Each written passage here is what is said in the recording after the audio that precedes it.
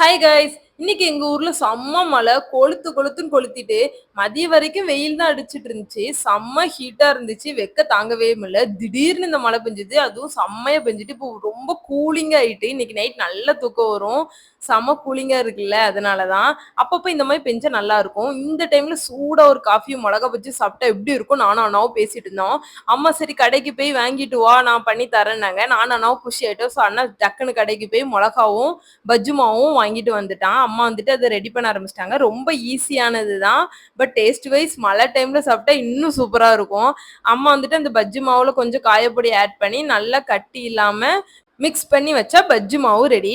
அப்புறம் நம்ம வாங்கின மிளகாவை ரெண்டா கட் பண்ணி வச்சுக்கலாம். இப்போ அடுப்புல எண்ணெய் ஊத்தி எண்ணெய் சூடானது இந்த மாவுல மிளகாவை ரெண்டு புரட்டு புரட்டி எடுத்து எண்ணெயில போட்டு ஃப்ரை பண்ணி எடுத்தா பஜ்ஜி ரெடி. இந்த மலைக்கு சூடான இந்த மிளகா பஜ்ஜி செம்ம டேஸ்டா இருக்கும். நானும் அண்ணாவும் வேற மலையில நல்லா நனைஞ்சிட்டோம். ஸோ மலையில நனைஞ்சிட்டு ஒரு குளியல போட்டு வந்து சூடான இந்த மிளகா பஜ்ஜும் காஃபியும் சாப்பிட்டோம். செம்ம டேஸ்ட். அம்மா வந்து இதுக்கு எக்ஸ்ட்ரா கெட்டியான தேங்காய் சட்னி வச்சிருந்தாங்க, அதுவும் செம்ம டேஸ்டா இருந்துச்சு. வீடியோ பிடிச்சிருந்தா லைக் பண்ணுங்க, சப்ஸ்கிரைப் பண்ணுங்க.